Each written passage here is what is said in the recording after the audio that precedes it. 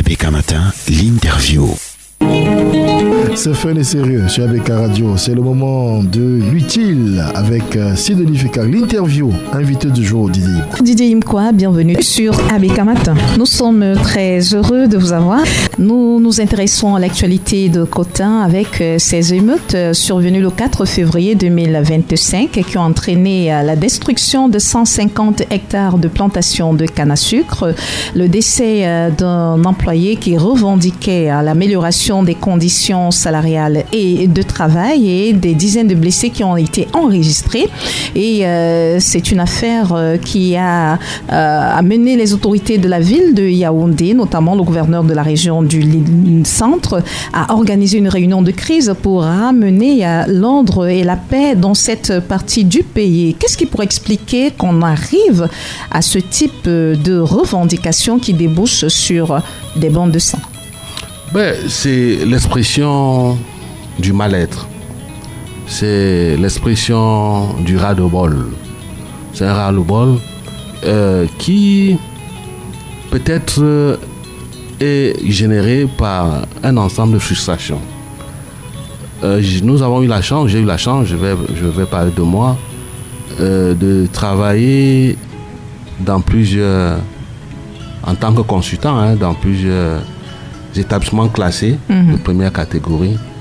J'ai eu à vivre un certain nombre de choses qui sont indignes à l'homme. C'est-à-dire des choses qui attaquent la dignité humaine. Oui. Et j'ai eu aussi le privilège d'en parler à deux ministres de la République, du gouvernement. D'abord au ministre Issa Chiroma, lorsqu'il venait d'être nommé ministre de l'Emploi, ministre de la Profession, quelque chose, ministre de l'Emploi et de la... je crois, moi j'oublie souvent le titre. Formation professionnelle. Oui. À l'époque, je lui disais que, monsieur le ministre, j'ai vécu beaucoup de choses avec des jeunes diplômés, surdiplômés même, qui travaillent dans les installations industrielles chez nous et qui ont un salaire de 30 000, 20 000, 40 000 francs payés au lance-pierre. Vraiment, si vous voulez marquer d'une pierre blanche votre passage dans ce ministère, vous devez tout faire pour attirer l'attention de votre collègue, ministre du Travail, de revoir la loi sur le Code du travail. Oui. Parce qu'en fait, tout tourne autour du Code du travail. Oui. Le Code du travail de 1996 est un code qui donne le droit de vie et de mort à l'employeur sur l'employé.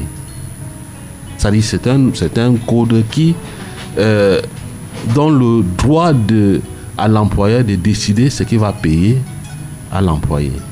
Et c'est un code qui ne parvient même pas qui n'est pas capable de cerner les contours de ce qu'on appelle l'emploi temporaire, le travail temporaire. Oui. J'ai lu ce code plusieurs fois. Oui. Et en dehors de ça, il y a ce qu'on appelle la convention collective.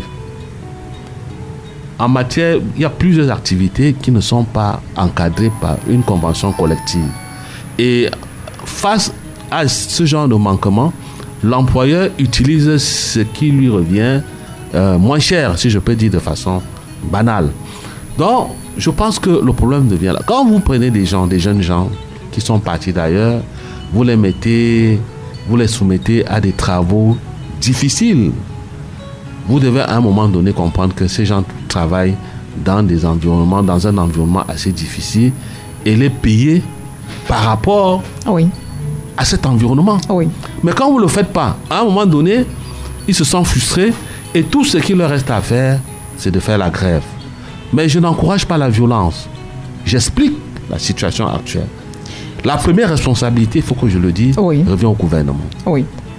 C'est le gouvernement qui a la première responsabilité. Parce que ce code, le ministre Grégoire Ona, personnellement, m'avait dit que quand je lui ai exposé la situation, il a reconnu. Il m'a dit que vous avez raison, M. Imkwa. Nous sommes en train d'amender, mais ça fait depuis 4 ans aujourd'hui. on a quand même des grands juristes dans ce pays. On n'a pas besoin de 6 mois pour amender un texte comme celui-là. Oui. La raison quoi, pour ce texte, il fallait attirer les investissements étrangers parce que le Cameroun était dans les problèmes. Mais 20 ans ou je ne sais pas, 30 ans après, le Cameroun n'est plus dans les problèmes pour qu'on puisse réutiliser le même instrument juridique qui crée plutôt des problèmes. Fifi, est-ce que vous savez que les sociétés de téléphonie mobile au Cameroun vont jusqu'à externaliser 90% de leurs activités? Vous trouvez ça normal? C'est-à-dire, vous voyez, vous entrez dans une entreprise, vous avez 100 personnes, mais 95 personnes sont des intérimaires, appartiennent à des sociétés d'intérim. Oui, et souvent, ces sociétés d'intérim appartiennent à des pontes du régime. Vous imaginez ça? Moi, j'ai discuté un jour avec un de tes confrères qui me disait qu'on parlait d'une société qui cultive la banane à Njombe Penja. Il me disait que non, quoi, tu exagères. Cette entreprise mobilise à peu près 3 milliards de francs CFA de salaire destinés au salaire des employés par an. J'ai dit, c'est bien beau. Mais allez voir ce qui arrive dans les poches de ces employés. Quand c'est 3 milliards, ils n'ont même pas 900 millions de francs. Ça pourrait être le cas pour cette société sucrière parce que... Oui, parce que c'est le même code. Voilà. On parle d'un marché de départ détenu par l'État du Cameroun à hauteur de 26% et de 74% par le groupe Somdia. On parle c'est ça qui a amené une députée française. De 8000 emplois directs et indirects générés par la création de cette entreprise qui existe depuis 1965 de 14 milliards de francs CFA de masse salariale et de 60 milliards de chiffre d'affaires réalisés au Cameroun. Et on n'arrive toujours pas à comprendre pourquoi est-ce que cette société qui est leader dans la distribution du sucre dans notre pays et qui n'arrive même pas déjà à couvrir tout le marché parce que la demande est plus élevée que ce qui peut être proposé, n'arrive pas à bien traiter son personnel. C'est pas comme si le sucre n'est pas vendu. Oui, le problème, c'est là, le problème se situe au niveau du traitement. Oui. Des manœuvres, pas généralement c'est des manœuvres, ces gens qui travaillent dans les champs, qui font dans la manutention, c'est-à-dire qui occupent des postes qui ne nécessitent pas une connaissance fine. Donc c'est pourquoi c'est 8000, c'est beaucoup plus là-bas qu'on retrouve ces 8000 employés. Voilà, et puis à regarder de près, c'est des sociétés intérim qui font ce genre de placements. Et c'est des jeunes qui n'ont même pas droit à un certain nombre de charges sociales. On ne les connaît pas à la CNPS. Et ces sociétés intérim appartiennent souvent aux pontes du régime. Il faut dire la vérité. Ces sociétés sous-traitantes, ce qu'on appelle sous-traitantes d'habitude. Ce sont les patrons qui se gavent de tout cet argent-là. Et avec la complicité de l'entreprise qui emploie, qui donne du boulot à ses sous-traitants. Il faut dire qu'il vient d'avoir un nouveau directeur général en la personne de Jean-Louis Lissio, qui vient d'être nommé. À peine arrivé directement, on assiste à ces tensions. Est-ce que c'est pas son arrivée qui crée tous ces... Il est arrivé dans un environnement déjà assez tendu. Oui. Parce que je ne suis pas sûr que peut-être, je ne sais pas, il est arrivé dans un environnement tendu. Ça fait quelques semaines seulement, oui. Vous voyez ces enfants travailler. Ils n'ont pas d'EPI. Oui. C'est-à-dire les équipements de protection individuelle. Ils n'ont pas de casque, ils n'ont pas de combinaison, ils n'ont pas de chaussures antidérapantes. Ils n'ont même pas droit souvent aux soins de santé de base. Oui. On ne les connaît pas à la CNPS. C'est des gens qui n'ont pas d'avenir. C'est des gens qui ne peuvent pas rêver. Moi, j'ai suivi une autre dame qui me dit qu'elle n'est pas capable d'envoyer son enfant à l'école. Mais Fifi, lorsqu'on a une grosse entreprise, on a une agro-industrielle comme à Sosucam, dans un village cocotin, ça devait participer à l'émancipation du village. Vous comprenez? Quand on vous dit que tous les jeunes qui travaillent dans le champ viennent d'ailleurs, viennent de l'extrême nord, il faut vous poser la question. Ça veut dire que les jeunes même du village ne sont plus motivés pour travailler dans ce genre d'environnement. Ils sont obligés d'aller faire venir des gens d'ailleurs. C'est vrai que nous sommes au Cameroun, mais c'est quand même un marqueur qui permet de comprendre la situation assez, assez rocambolesque que l'on vit à côté aujourd'hui. Et c'est un problème général. Le code électoral actuel, le code de travail actuel bénéficie beaucoup aux multinationales. Mais qu'est-ce qui empêche les autorités camerounaises de modifier ce code de travail qui est critiqué depuis plusieurs années? Voilà une très belle question. Pourquoi ce code électoral, depuis que nous n'en n'est pas attaqué, ce code de travail, pardon. Et même en 2018, pendant les élections de 2018, moi j'en avais parlé à tes confrères, que les candidats que vous recevez chez vous, posez-leur les questions sur le code de travail. Or, il se trouve que je me suis rendu compte que même certains candidats, lorsqu'ils veulent se faire voir, passent d'abord par la France, parce que c'est la France aujourd'hui qui a presque 1700 milliards d'investissements directs, indirects au IDE, investissement direct extérieur au Cameroun. Donc il ne faut pas fâcher. La France est mère. Et moi je pense que c'est dans ce cadre-là. Il ne faut pas énerver les hommes d'affaires. Il ne faut pas énerver même les hommes d'affaires du Cameroun, dont on a besoin peut-être des soutiens financiers. Et ils profitent. Lorsque vous avez une situation pareille, les sous-traitants, c'est les Camerounais. Ils profitent. Donc vous ne pouvez pas demander à une société. Moi-même, si j'ai un placement de 1000 ressources, 1000 personnes là-bas dans une entreprise à la zone industrielle, vous croyez que c'est moi qui vais aller voir le ministre pour lui demander de mettre un terme à ce code? Non, je ne peux pas. Parce que moi, j'en profite. Mais qui doit donc prendre ce combat à bras le corps? Qui, à un moment, doit arrêter cette situation. Le code de travail, notre code de travail est un code de travail esclavagisant. Il est hors de question que dans une entreprise, que vous trouvez au même poste de travail un permanent qui a 300 000 francs de salaire, un permanent qui bénéficie des charges sociales.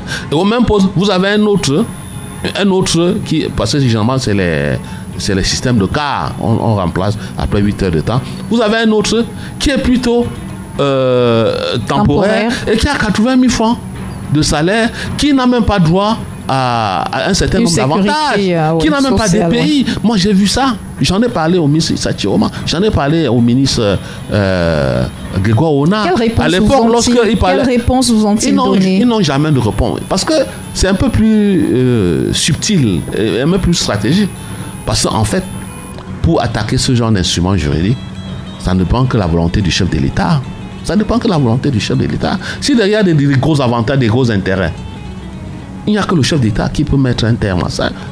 Et puis, il faudrait à un moment donné que les députés, même s'ils sont majoritairement du RDPC, il faut qu'ils pensent à la dignité humaine. Parce que le travail, il s'agit de la dignité humaine. Tout le monde peut être dans cette situation demain. Aujourd'hui, vous pouvez être bien parce que vous êtes au pouvoir, mais demain, vous ne savez pas ce qui vous attend. Vous-même, vous pouvez tomber dans ce genre de problème, de situation. Moi, j'ai vu des cas. Vous allez dans les entreprises, ces multinationales, que ce soit dans les sociétés de téléphonie mobile, vous avez des ingénieurs, vous avez des gars qui ont master 2 en commerce international, dans tous les domaines que vous connaissez, mais qui ont 80-70 000 francs de salaire. Moi, j'ai vu un enfant titulaire d'un master 2 en relations internationales en train de casser casser les batteries dans une entreprise qui fait le recyclage des batteries là-bas, la zone industrielle, pour 30 000 francs de salaire. J'avais les larmes aux yeux. Je me suis mis à la place de ses parents. J'ai vu combien le parent a dépensé pour que ce gars ait le master 2.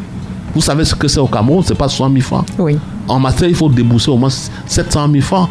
Sans compter les frais qui sont à côté. Et en fin d'année, vous retrouvez au moins 2 millions de francs. Pour que l'enfant revienne aujourd'hui faire ce qu'il n'a jamais fait, juste parce qu'il veut suivre. Donc, il faut tenir compte de cela. Et nous suggérons au chef de l'État, même si ses représentants à Douala nous suivent, de revoir ce code.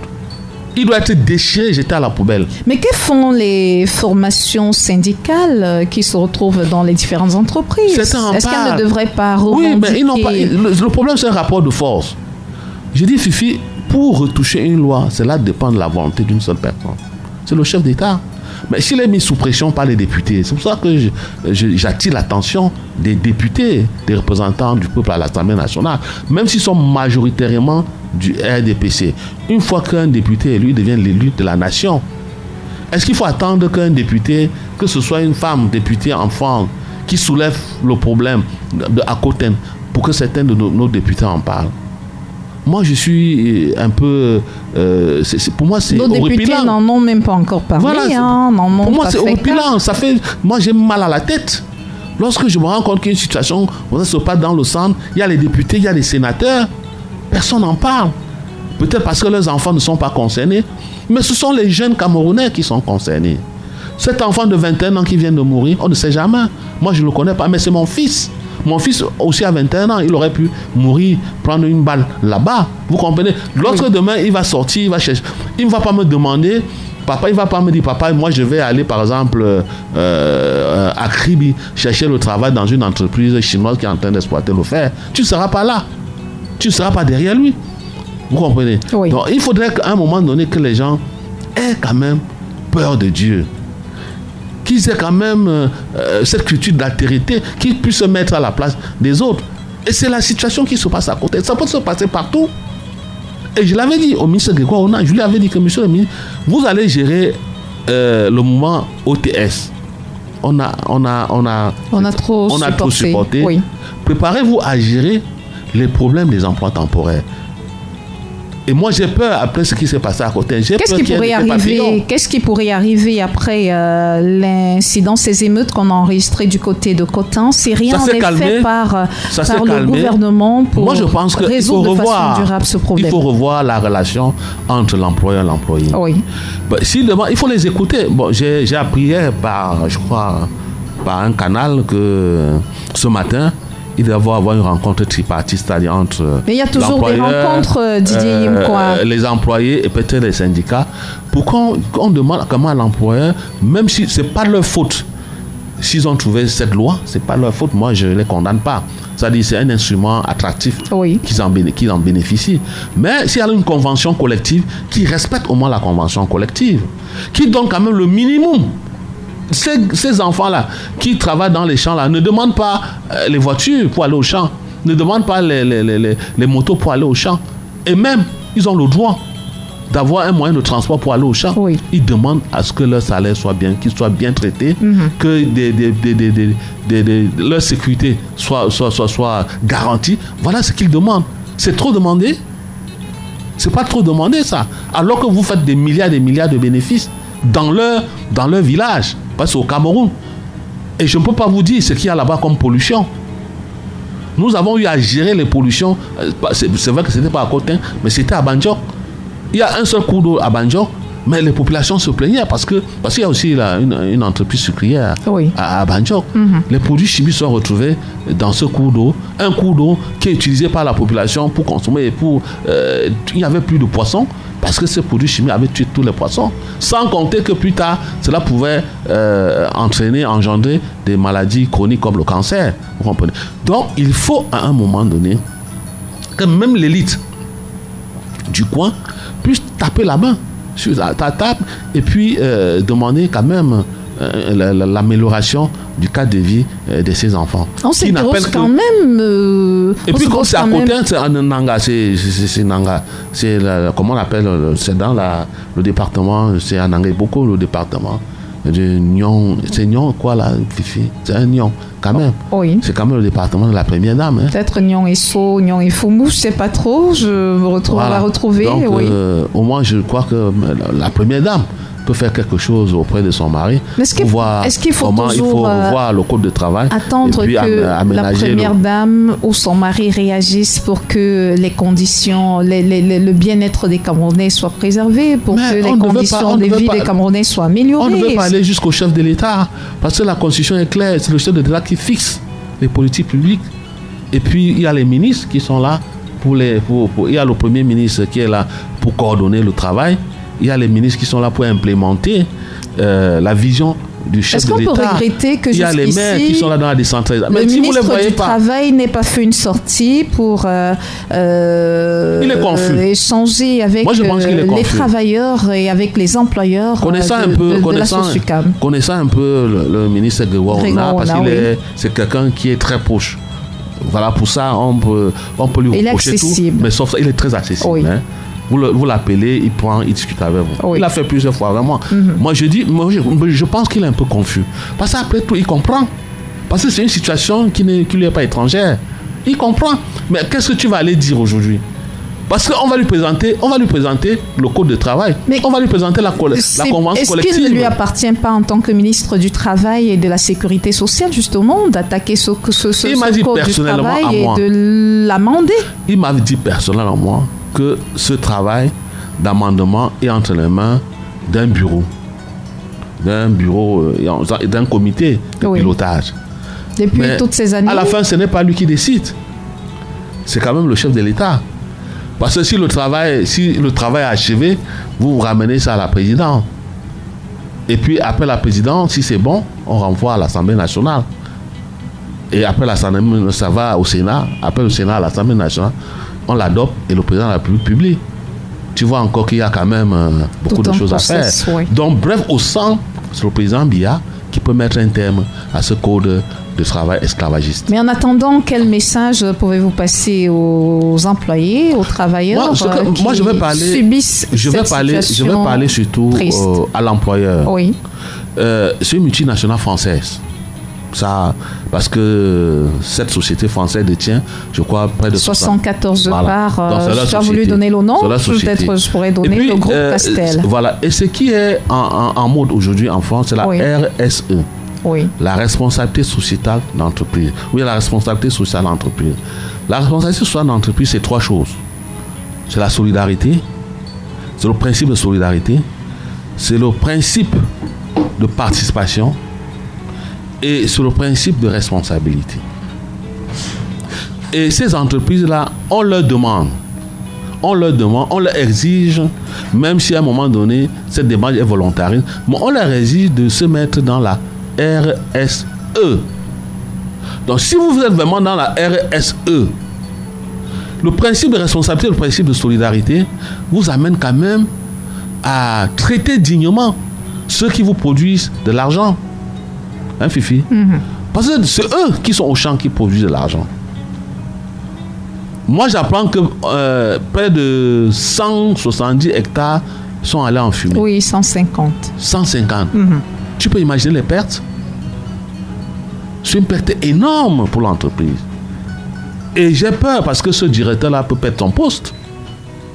C'est une perte énorme. Oui. 150 hectares, c'est beaucoup, hein? C'est trop vaste. Oui. C'est des milliards de francs qui sont partis en fumée. Ils auraient pu éviter cela. Voilà.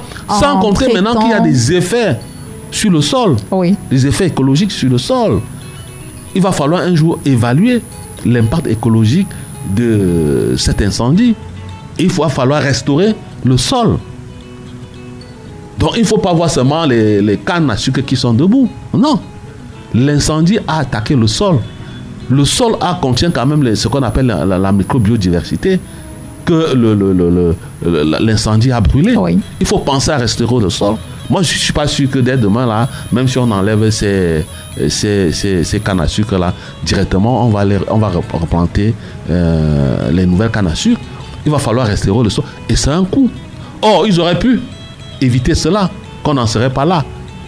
Il y a 150 hectares de canne à sucre allés comme ça en fumée. Et vous avez un jeune qui est décédé, qui ne reviendra jamais. Oui. Mais qui va payer tout ça? Et l'image maintenant de l'entreprise. C'est une députée française qui a commencé déjà à bombarder dans les médias français. Et tu sais, on n'aime pas ça ici. Hein? Oui. Malheureusement, d'autres députés auraient pu profiter de l'occasion et puis mettre la pression. D'abord, c'est vrai que sur la RDPC, mais c'est les députés de la nation, mettre la pression sur le chef de l'État. Et puis, on met un terme à ce code de travail esclavagiste. Est-ce qu'on va regretter qu'on ne voit pas très souvent nos députés, pour sortir de notre entretien de ce jour, se ranger aux côtés des citoyens camerounais pour revendiquer l'amélioration de leurs conditions de vie? Ces députés n'ont aucune légitimité. C'est ça le drame. Ils sont là par cooptation. Lorsque vous êtes là par cooptation, il y a des choses que vous ne pouvez pas faire. Députés, sénateurs, même, ils n'ont aucune légitimité. Parce que c'est des partis qui fonctionnent un peu comme des partis uniques, même dans certains partis de l'opposition. Un député ne peut pas se lever un matin, même s'il bénéficie du fait que le mandat impératif est nul. Mais parce qu'il sait que s'il fait n'importe comment, au prochain mandat, il ne sera pas investi. Donc c'est des députés qui ne tirent pas leur légitimité de la base. C'est au comité central qu'on décide qui va être député. C'est pour ça qu'ils se taisent.